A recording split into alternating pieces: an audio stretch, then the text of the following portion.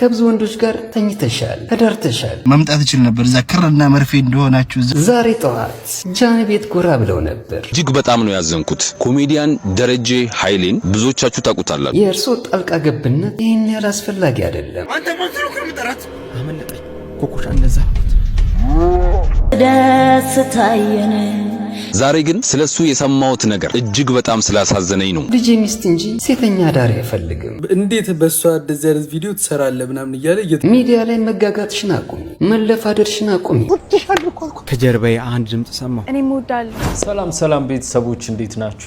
ዛሬ በአነጋጋሪ ጉዳዮች ተመልሰን መጥተናል። አዶናይንና ጃኒ እንዲለያዩ ያደረገችው የአዶናይ እናት ናት እየተባለ እንግዲህ እየተወራ ይገኛል በቲክቶክ መንደር ላይ ማለት ነው። ይህ ጉዳይ እውነት ነው ወይስ ውሸት? በዚህ ቪዲዮ የምናውቀው ይሆናል ማለት ነው። ልክ እንደዛውም ጆን ዳንኤል በላይቭ ስርጭቱ ላይ በትናንትናው ዕለት እንግዲህ ላይቭ ላይ ሲያለቅስ ነበር። ለምን እንዳለቀሰ ምክንያቱስ ምን እንደሆነ እንግዲህ ማንም ያወቀ የለም። እሱም ምክንያት በምን እንደሆነ በዚህ ቪዲዮ ታውቁታላችሁ ማለት ነው። ሁላችንም የምንወደው የኮሜዲያን ደረጀ ኃይሌ እንግዲህ ሚስጥር በዛሬው ዕለት ወጥቷል። እሱ ሚስጥር ደግሞ በጣም ብዙ ሰዎችን እያነጋገረና በጣም ስለ ደረጀ ኃይሌ ያለንን አመለካከት ሙሉ በሙሉ የቀየረ ነገር ሆኖ ተገኝቷል ማለት ነው። ስለሱም ቪዲዮ እንግዲህ በዚህ ቪዲዮ ማሳያችሁ ይሆናል። ቤተሰብ ለእናንተ እንግዲህ አንድ ቻሌንጅ አለኝ። በመጀመሪያ ይህን ቪዲዮ ተመልከቱ።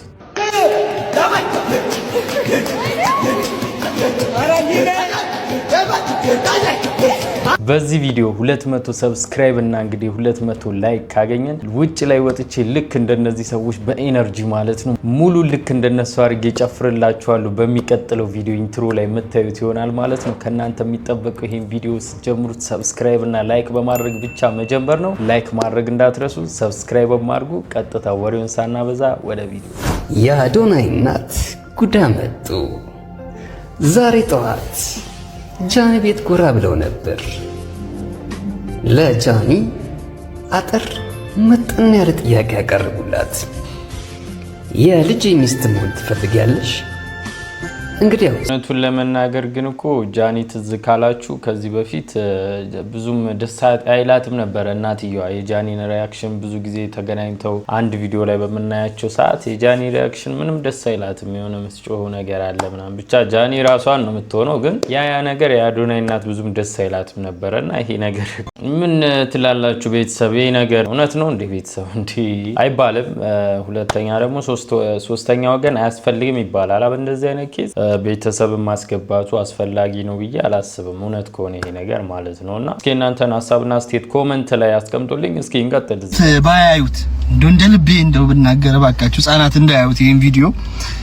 ትናንትና ከጎፋ መብራት ኃይል ይገቡና ሴትና ወንድ እንደዚህ ስትሬት ፒክአፕ ቅጥል ስላደረጉኝ ነው ጋይስ።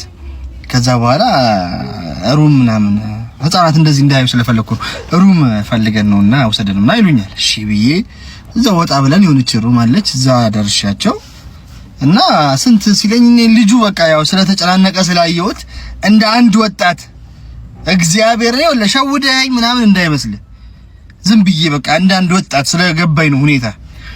ከዛ በኋላ ዝም ብዬ ተቀበልኩት፣ ማይሆን ብር ላይ ተቀበልኩት ለዛው። ከዛ እዛ ወጥቼ እኔ አስፋልት ላይ ቆሜ ለካስ ሲገቡ ክለፍለፍ አድርጎታል። ደግሞ ሲገቡ የለም ተባለ።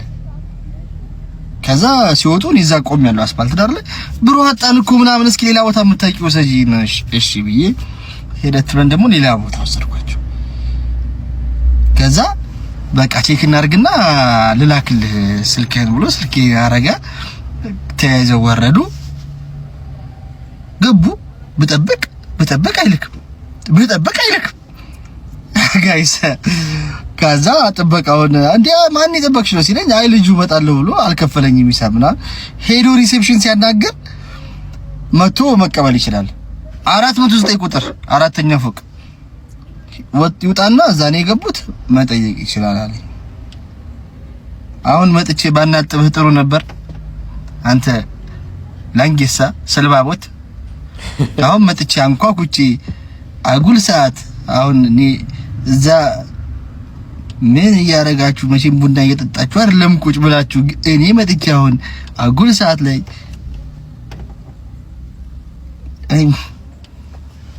ማረግ ነበረብኝ። አንተ ቆረቆንዳ ሸውደኝ እንዳልሆነ ወቅ እኔ ይሁን ብዬ ነው እሺ መምጣት እችል ነበር። እዛ ክርና መርፌ እንደሆናችሁ እዛው ይዤ እኔ ፈልጌ ነው እሺ የተውኩ።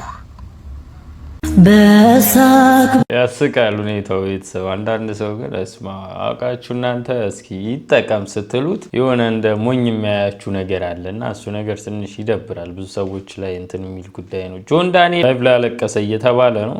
ምን አጋጥሞ በደስታ ባዘን ባለፉት ምን ሆኖ ነው አመታት ስንቱና ለፍነ ስንት ደስ ታየን ፊቱን ታቆም ስንታየን መከራ ሲፈራረቁብን ምን ተፈጥሮ ነው ቤተሰብ? ምን ተፈጥሮ ነው? እጅግ በጣም ነው ያዘንኩት። ኮሜዲያን ደረጀ ኃይሌን ብዙዎቻችሁ ታውቁታላችሁ። ስለሱ እንዲህ ነው ብዬ መናገር አይጠበቅብኝም። ዛሬ ግን ስለሱ የሰማሁት ነገር እጅግ በጣም ስላሳዘነኝ ነው ይሄንን ቪዲዮ የምሰራው። እባካችሁ እሱን የምታከብሩት እስከ መጨረሻው ድረስ ይሄንን ቪዲዮ ተከታተሉ። ኮሜዲያን ደረጀ ኃይሌን ያው የዘጠናው ትውልድ የሆናችሁ በደንብ ነው የምታውቁት። ነፍሱን ይማርና ከሀብቴ ጋር አንድ ላይ ሆነው በሚሰሯቸው የኮሜዲ ስራዎች ሁላችሁም ታውቁታላችሁ። ይህ ኮሜዲያን ግን ከኮሜዲ ስራው ባሻገር እኛ በቴሌቪዥን መስኮት ከምናውቀው ደረጀ ባሻገር በሪል ላይፉ ወይንም በማህበራዊ ህይወቱ የሚያደርገው ነገር ግን እጅግ ብዙዎቻችሁን የሚያስተምር ብዙዎቻችሁ ደግሞ እንደዚህ አይነት ሰው ነበር ወይ ብላችሁ ሁላችሁም ራሳችሁን እንድትጠይቁ የሚያደርግ አንድ ትልቅ የሚሰራው ስራ አለ። ምናልባት ይሄንን ነገር ስላወጣው ደረጀ ኃይሌ ይቅርታ አድርግልኝ። ነፍሱን ይማርና ሀብቴን ብዙዎቻችሁ ታውቁታላችሁ። ከሱ ጋር አንድ ላይ የኮሜዲ ስራዎችን የሚሰራው ማለት ነው። እንደምታውቁት ካረፈ አመታት ተቆጥሯል። እንግዲህ ከዚህ ከሞተው ከሀብቴ አንፃር ነው ደረጀ የሚያደርገውን ነገር ምነግራችሁ። ምን ያደርጋል መሰላችሁ? ጓደኛው ሀብቴ ከሞተ ቀን ጀምሮ ደረጀ ከሚያገኘው ገቢ ግማሹን እኩል እያካፈለ እስካሁን ድረስ ለሀብቴ ቤተሰቦች ይሰጣል። ከሚያገኘው ገቢ ግማሹን ሳያበላልጥ በየወሩ በህይወት ለሌለው ለሀብቴ ቤተሰቦች ያካፍላል። የሱን ቦታ ተክቶ ጉድለታቸውን ይሞላል። በሀብቴ ያለመኖር የሀብቴ ቤተሰቦች እንዳይሰማቸው፣ በሀብቴ ያለመኖር የሀብቴ ቤተሰቦች ምንም ነገር እንዳይጎልባቸው ሲል የጓደኛውን ጉድለት ከሞተ ቀን ጀምሮ እስካሁን ድረስ እየሞላለት ነው። ይሄንን የመሰለ ታዲያ ጓደኝነት አለ? ግን አንድ ጥያቄ እስኪ ከዚህ አንፃር ልጠይቃችሁ። የእናንተ ጓደኛ ካረፈ ወይንም ከሞተ በኋላ ምን ያህል ቤተሰቡን ትጠይቃላችሁ? ምን ያህል በሱ ምክንያት የጎደለባቸውን ነገር ትሞላላችሁ? ምን ያህል የሱን ቤተሰብ ትጠይቃላችሁ? ይሄንን ጥያቄ ከኮሜዲያን ደረጀ ድርጊት አንፃር ሁላችሁም ራሳችሁን ጠይቁ። ጓደኝነት ማለት እንደዚህ ነው። ይሄንን ቪዲዮ የምትመለከቱ እናንተም ለዚህ ጀግና ለሆነ ኮሜዲያን ደረጀ ኃይሌ ያላችሁን ፍቅር ግለጹለት። ይሄንን ቪዲዮ አድርሱልኝ። አመሰግናለሁ። እስኪ እዚሁ ላይ ኮሜንት ላይ አጥለቅልቁት ቤተሰብ። እንዴ በስማ ጓደኝነት እኮ በቃ በዘጠናዎቹ ቀረ። አሁን ላይ እኔ እንጃ አሁን ላይ ለጥቅሙ ካልሆነ መቼስ እንትን የሚባልበት ነገር አይደለም። የሆነ ሰው ሲፈልጋችሁ በቃ የሆነ ነገር ፈልገው ነው፣ ግልጽ ነውና እንደዚህ አይነት ጓደኝነት እኔ እንጃ በዚህ ትውልድ ላይ ያለ ብዬ አላስብም። ሊኖር ይችላል ግን ያን ያህልም ያለ አይመስለኝምና ብቻ ዮናታን አዲስ ቪዲዮ ፖስቷል ከያብስራ ጋር ማለት ነውና አንድ ሰዓት ከምናምን ነው ገና ቪዲዮን ከፖስተው።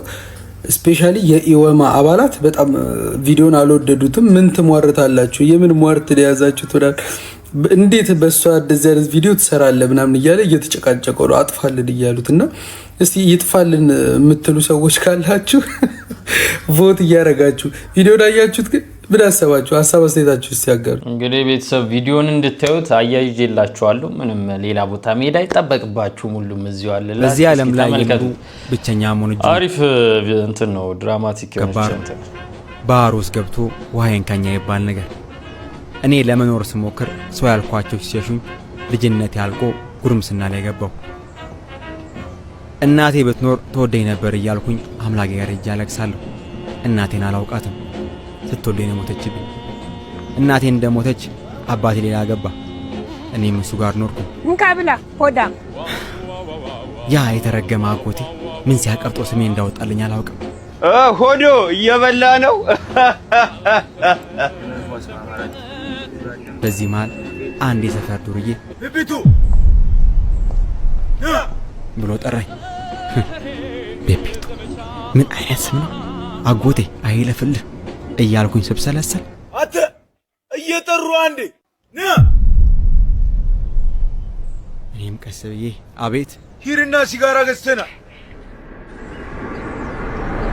ኧረ እኔ ሲጋራ በጃለሁ አረ ጥጋብ ሂድ ነፈስ ብሎ በኳልቱ ጠልዞ ላከኝ። እኔም እያለቀስኩኝ ወደ ሱቅ ሄድኩኝ።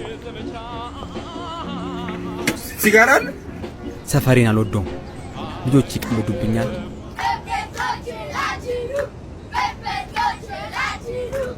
የኔ ኩዮች ይልኩኛል። እድሜ ጠገብቶቹ ደግሞ ከንፈራቸውን ይመጡብኛል። ቤብተው ኩዮቹ ይበላብህ። እናም አልወደውም ሰፈር። ከሰፈር የጠፍቼ እንዳልወጣ የሚያደርገኝ ሁለት ምክንያት ነው። አንደኛው የሰፈራችን ደብር እቺ ቤተክርስቲያን ነች።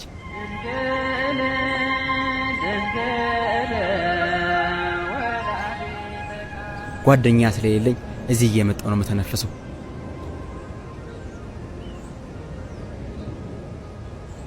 ሁለተኛዋ ደግሞ ውቢት ናት። ውቢት ሰፈራችን ውስጥ ጭምትና ቆንጆ ልጅ ናት። በልጅነታችን ስንጫወት ዕቃቃ አንድ ጊዜ አግብቻታለሁ።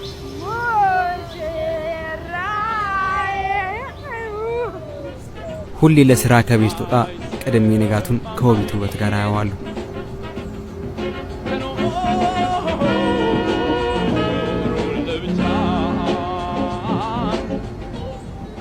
ወዳታለሁ። አረባክ አረ ድፍረት ስጠኝ። አንድ ቀን ለውጣ ድፍረት አንድ ቀን ለውጣ። አረ ጌታ እባክህ ለውቢት ታክሲ ምጋፋላት እኔ ነኝ። ቄራ ሜክሲኮ ቄራ። አረ ቆይ አረ ቃስ እያላችሁ ይሞላል እኮ እንዴ! አረ ቃስ በሉ ምን በእናትህ ጅራጅ። አረ አንተ ምን እሺ ሁሌ ለሴት አረ አይነፋም ባክ። ሴት እሷ ሴት ብቻ አይደለችም። እሺ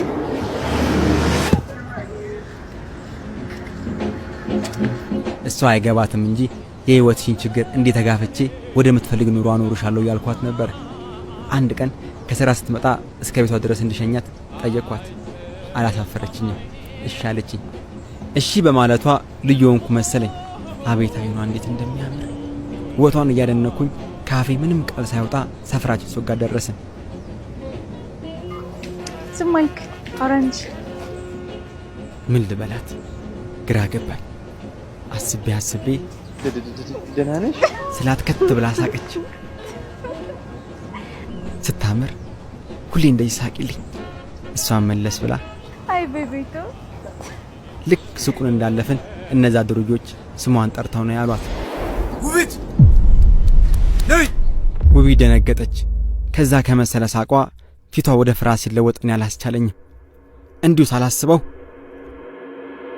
አንተ ማን ነው ከምጠራት አመለጠኝ። ሳራስዋቲ ቻንድራ ተነሳበት። ኮኮሻ እንደዛ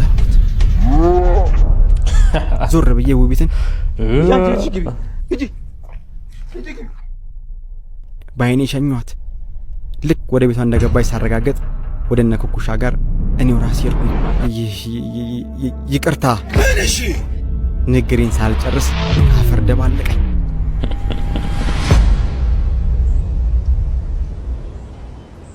ኩኩሻ እኮ መጣ አላስተረፈኝ። ስማ ብዙ ጨካኝ ነው። ስማ ዛሬ ግን ነግራታለሁ።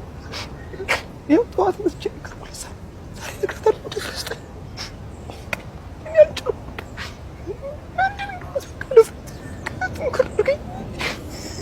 ውቢት የምነግርሽ ነገር አለ። ምን?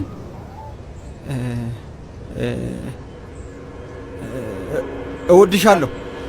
መልሶን ሳልጠብቅ በሩጫ ወደ ቤተክርስቲያን ሄድኩኝ። አሯሯጥ ይበርድሻቸው። እቺኮ የመጀመሪያ የፍቅር እንትን በቃ ተውኝ። ጀለም ሰው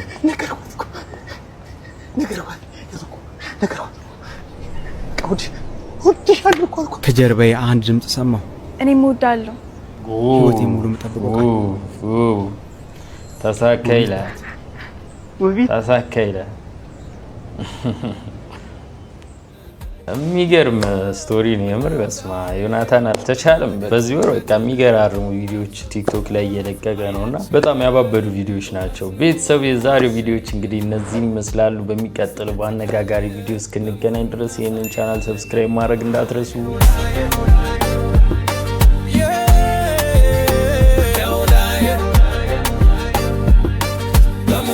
Sayalım